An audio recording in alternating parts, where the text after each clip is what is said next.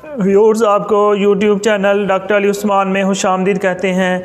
Medicine के मतलब latest video हासिल करने के लिए हमारे YouTube channel doctor Ali Usman को सब्सक्राइब कर लें और बेल आइकॉन पे लाजमी क्लिक करें ताकि जैसे ही न्यू वीडियो अपलोड हो आपको इसका नोटिफिकेशन मिल जाए।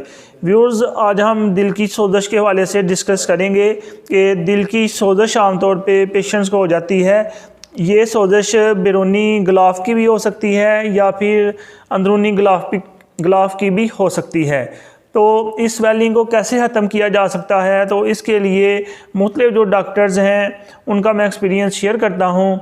जेवी के मुताबिक 30वीं ताकत एकोनाइट नैप की दिल की बैरूनी गिलाफ की सोजश और दिल की अंदरूनी गिलाफ की सोजश में हैरत अंगेज़ तौर पर अमल करती है, जबकि सोजश के साथ बुखार भी हो।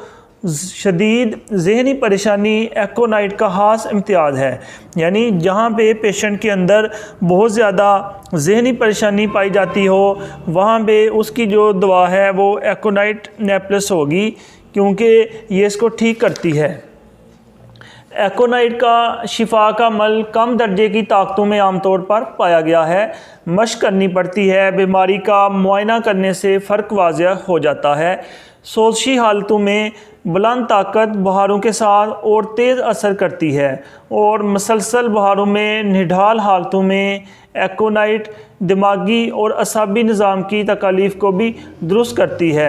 जहाँ पे असाब का मसला हो, जहाँ पे परेशानी बहुत ज़्यादा हो, वहाँ पे जो बेहतरीन दवा है वो एकोनाइट होगी। मुसलसल बुखार रहे अगर तो जो पेशेंट को निढाल कर दे तो वहाँ पे कम ताकत में एकोनाइट बेहतर रहती है। कम माया की खुराकें लगातार दोहरा कर देनी पड़ती हैं, यहाँ तक कि बुखार पसीना आने से दूर हो जाता है।